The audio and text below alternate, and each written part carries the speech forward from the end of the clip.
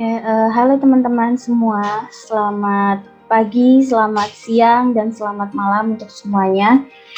Terima kasih karena sudah menyempatkan waktu untuk mendengarkan presentasi online dari kami kelompok 5. Adapun outline dari presentasi yang akan kami lakukan adalah yang pertama, perkenalan. Kemudian yang kedua ada penjelasan tentang bagan alir. Yang selanjutnya ada ringkasan kasus di PTS dan S. Kemudian pemecahan kasus. Dan yang terakhir adalah kesimpulan dan penutup. Oke. Sesuai dengan outline, maka pertama-tama perkenankanlah kami untuk memperkenalkan diri. Kami adalah mahasiswa akuntansi kelas 23F dari Universitas Mercu Buana Yogyakarta. Kelompok 5 ada saya sendiri, Aliani Pratiwi, NIM 20061089. Kemudian ada Mas Amik Rozako Maida dengan NIM 20062074. Selanjutnya ada Mbak Atalia Angela Kalista dengan NIM 20061087. Ada Mbak Devi Natalia dengan NIM 2006100102. Ada Mbak Florentina Rusmawati dengan NIM 2106200148. Dan ada Mbak Rika Stianingsih dengan NIM 200610099.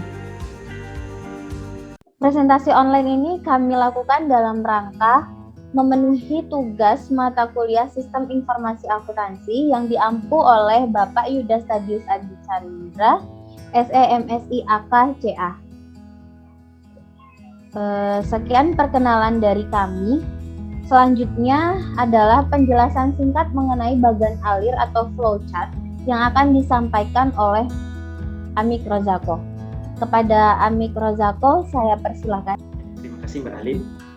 Baik teman-teman, di sini saya akan menjelaskan secara singkat mengenai bagan alir. Mungkin dari teman-teman sendiri ada yang masih belum tahu apa itu bagan alir.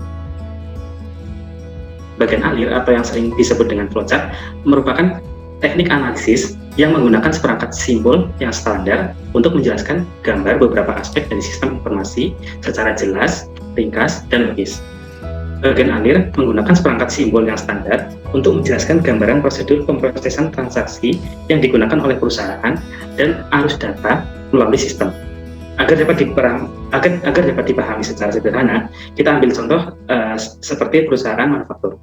Perusahaan manufaktur untuk mencapai tujuannya, yaitu memperoleh profit, memerlukan serangkaian proses kegiatan dari A sampai Z, yaitu dari membeli bahan baku, lalu memproses bahan baku tersebut menjadi bahan siap jual, kemudian dipasarkan dan melakukan pelaporan pajak dan sebagainya untuk mendapatkan hingga akhirnya dapat mendapatkan profit. Semua proses itu harus dibuatkan bagannya agar masing-masing individu yang terkait dengan perusahaan tersebut seperti karyawan, manajer, direktur, komisaris dan sebagainya dapat mengerti bagaimana perusahaan itu berjalan dengan baik. Dalam bagan alir digunakan simbol-simbol yang standar seperti yang kita lihat pada contoh dalam layar kaca teman-teman. Simbol-simbol standar ini tujuannya untuk apa? Agar setiap orang memiliki persepsi yang sama dalam membaca bagan alir tersebut. Setiap simbolnya harus memiliki satu arti dan tidak menimbulkan interpretasi yang berbeda antara orang yang satu dengan orang yang lain. Kemudian simbol apa aja yang ada di dalam flowchart? Seperti yang kita lihat, ada simbol input dan output seperti dokumen yang memiliki salinan dan sebagainya. Ada simbol pemrosesan seperti operasi manual dan operasi komputerisasi. Lalu ada juga simbol penyimpanan yang berupa database, data magnetis, file dokumen kertas maupun jurnal. Ada juga simbol arus-arus lainnya seperti arus dokumen dan sebagainya. Dan di dalam flowchart sendiri itu harus dimulai dengan simbol terminal dan diakhiri dengan simbol terminal itu juga. Lalu apa saja jenis-jenis bagan alir? Bagan alir sebenarnya memiliki jenis yang beraneka ragam. Di antaranya ada bagan alir dokumen, ada pengendalian internal, sistem, dan program. Tapi masih banyak lagi jenis-jenis bagan alir di luar sana sesuai dengan kebutuhan perusahaan. Bagan alir dokumen yang seperti kita ketahui bahwa bagan alir dokumen adalah untuk menjelaskan sistem yang terdapat di dalam perusahaan yang mengurus mengatur tentang dokumen-dokumen tersebut dari awal hingga akhir dalam suatu siklus perusahaan, dalam suatu siklus akuntansi. Lalu bagaimana cara kita untuk membuat bagan alir? Setidaknya kita memiliki 7 pedoman umum untuk mempersiapkan bagan alir agar dapat terbentuk sesuai dengan semestinya. Yang pertama adalah memahami sistem. Sistem harus kita pelajari dari awal hingga akhirnya bagaimana sistem itu bekerja, kemudian kita mengidentifikasi entitas. Entitas-entitas ini memiliki peran-peran yang berbeda, dan kita harus tahu entitas ini fungsinya untuk apa dan tujuannya untuk bagaimana. Lalu kemudian ketika kita sudah mengidentifikasi entitas tersebut, kita akan menghubungkan entitas-entitas tersebut menjadi sebuah kesatuan bagan alir. Kemudian ketika entitas itu sudah terkoneksi satu dengan yang lainnya, kita memberi label pada semua simbol-simbolnya. Dan ketika terdapat 2 halaman atau lebih, pasti membutuhkan konektor. Maka ditambahkan konektor-konektor supaya halaman-halaman bagan alir itu saling terhubung. Lalu terjadilah atau terbentuklah sketsa kasar. Sketsa kasar ini yang kemudian nanti digambar ulang agar menjadi lebih rapih, menjadi bagan alir yang siap digunakan perusahaan untuk memberi pedoman kepada seluruh karyawan atau individu-individu yang individu-individu yang terkait di dalam perusahaan untuk dapat menginterpretasikan bagan alir tersebut. Kemudian ada soal kasus yang nanti akan dijelaskan kepada rekan kita, saudari Mbak Devi. Kepada saudari Mbak Devi, dipersilakan. Oke, terima kasih Mas Ami. Di sini saya akan menjelaskan soal kasus PT dan SNS. Yang pertama, ketika pegawai mulai dipekerjakan, mereka melengkapi formulir pegawai baru. Ketika terjadi perubahan status penggajian seorang pegawai seperti kenaikan gaji atau perubahan nomor pemotongan pajak, Departemen Sumber Daya Manusia akan mengisi formulir perubahan pegawai. Kopi dari formulir-formulir ini dikirim ke bagian penggajian. Formulir-formulir ini digunakan untuk membuat atau memperbarui catatan dalam file pegawai atau penggajian, dan kemudian disimpan di dalam file tersebut. Catatan pegawai disimpan secara alfabetis. Beberapa pegawai SNS dibayar dengan gaji tetap, tetapi sebagai besar adalah pegawai harian yang mencatat waktu kerja mereka di kartu waktu kerja. Akhir periode, pembayaran para manajer dari setiap departemen akan mengirim kartu waktu kerja mereka ke bagian penggajian. Staf administrasi bagian penggajian menggunakan data dari kartu waktu kerja. Data dari file pegawai bukan seperti tingkat gaji dan gaji per tahun, serta tabel-tabel pajak yang sesuai untuk mempersiapkan cek dengan 2 tembusan bagi setiap pegawai.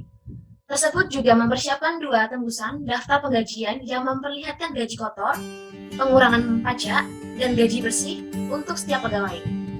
Tersebut kemudian memperbarui file pegawai agar mencerminkan penghasilan setiap pegawai saat ini.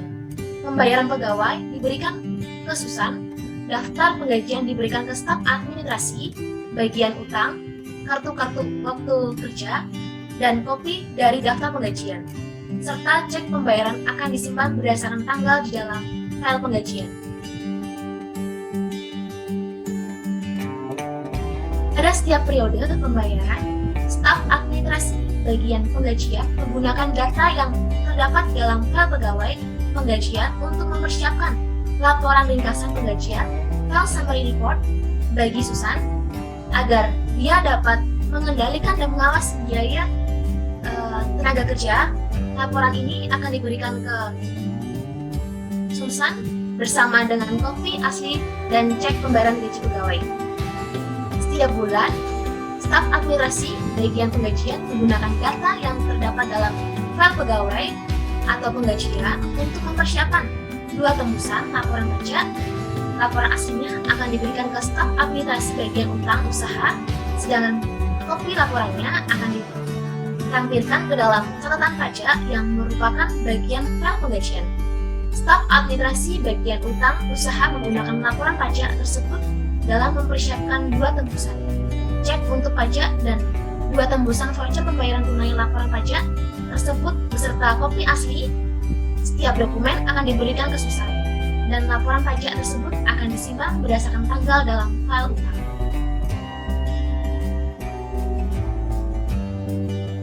Staf administrasi bagian utang menggunakan daftar penggajian untuk mempersiapkan 2 tembusan, cek yang mencatat jumlah total gaji pegawai, dan 2 tembusan voucher pembayaran. Kopi aslinya setiap dokumen akan diberikan ke Susan, sedangkan daftar penggajian dan duplikat setiap dokumen akan disimpan berdasarkan tanggal dalam file utang. Susan akan meninjau setiap direkturan miliknya, menyetujui, serta menandatangani cek tersebut. Dia akan menyerahkan voucher pembayaran ke indikator, laporan pajak pembayaran ke lembaga pemerintah yang bersangkutan, cek gaji ke bank, serta cek untuk pegawai ke setiap pegawai. Dia akan membuat file laporan penggajian secara kronologis. Astan menggunakan cek pajak penghasilan dan penggajian dengan voucher pembayaran tunai untuk memperbarui buku besar. Dia kemudian mencap kartu jurnalnya dengan tanda telah dicatat dan menyusun filenya secara numerik. Diminta untuk buatlah bagian alir dokumen untuk memproses penggajian di perusahaan SNS tersebut. Setelah ini akan masuk ke bagian pemecahan kasus yang akan dijelaskan oleh Mbak Atalia dan Mbak Rika. Baik, terima kasih Devi Natalia. Di sini saya akan menjelaskan bagian aliran dokumen penggajian. Ketika karyawan dipekerjakan, mereka mengisi formulir karyawan baru. Saat terjadi perubahan status penggajian karyawan seperti kenaikan gaji atau perubahan jumlah pengecualian, Departemen Sumber Daya Manusia melengkapi formulir perubahan karyawan. Salinan formulir ini dikirim ke bagian penggajian. Formulir ini digunakan untuk membuat atau memperbarui catatan dalam file karyawan atau penggajian, dan kemudian disimpan dalam file tersebut. Catatan karyawan disimpan menurut abjad. Kemudian beberapa karyawan S dan S dibayar gaji, tetapi sebagian besar adalah pekerja per jam yang mencatat waktu mereka di kartu waktu.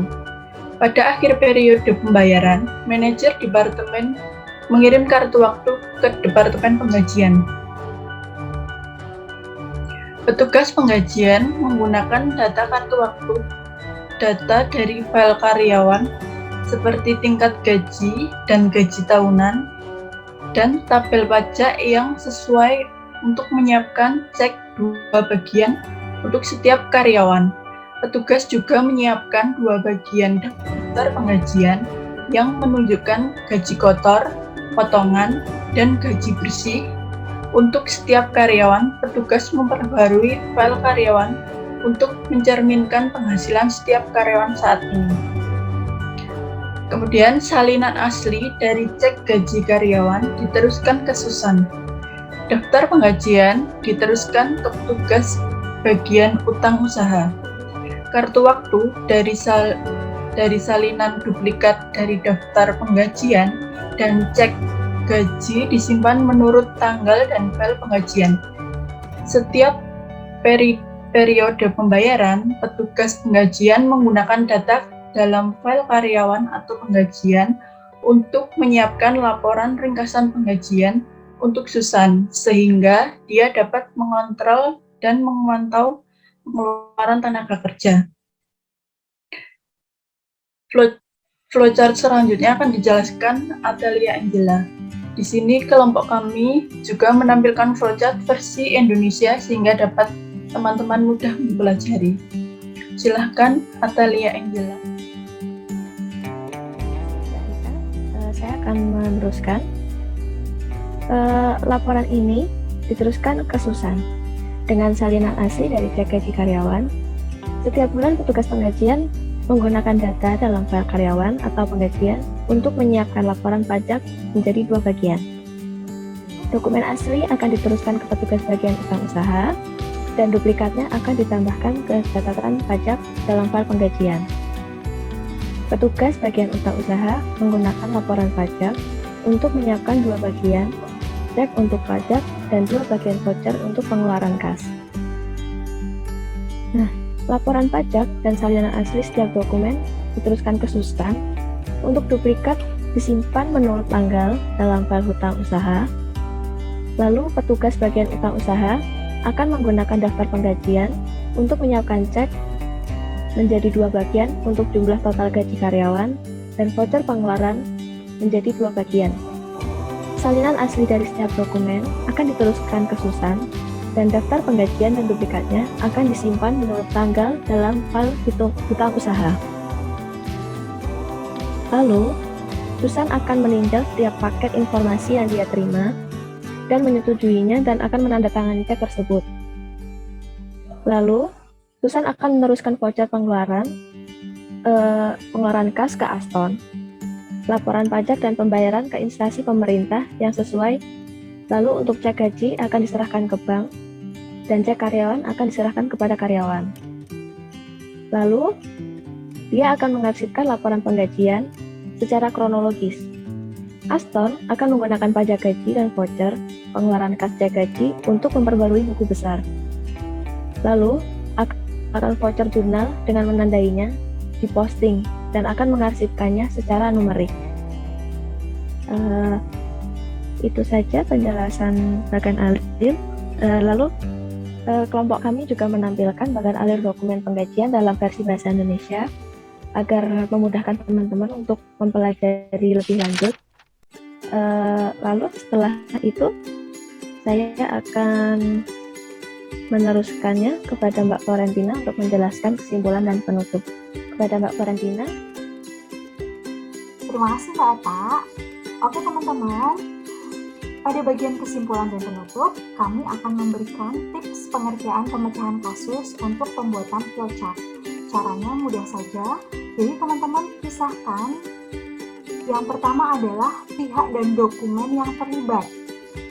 Tulis siapa saja pihak yang terlibat, kemudian tulis bagian apa saja yang terlibat, misalnya bagian penggajian, bagian hutang, dan lain sebagainya. Tulis dokumen apa saja yang beredar, misalnya formulir pegawai baru, formulir perubahan data pegawai, dan lain sebagainya. Tulis dokumen tersebut perangkat berapa. Silahkan di-draft, kemudian lanjut ke tips yang kedua. Buatlah alur kerja. Jadi teman-teman silahkan pisahkan tiap bagian yang terlibat. Tentukan titik awal dari tiap bagian tersebut. Misalnya pada bagian penggajian, titik awal adalah data dari formulir pegawai. Kemudian teman-teman juga menentukan alur dari dokumen kegiatan tersebut. Apakah garis lurus, garis putus-putus, dan sebagainya. Lakukan proses ini dari awal sampai dengan akhir. Semoga nanti teman-teman berhasil ya dengan tips ini. Terima kasih teman-teman sudah menyimak video kami. Jika ada pertanyaan lebih lanjut, teman-teman bisa tulis di kolom komentar di bawah ini. Dan jangan lupa untuk subscribe dan like channel ini ya. Sampai jumpa di kesempatan selanjutnya. Kami dari kelompok 5 pamit. Sampai jumpa.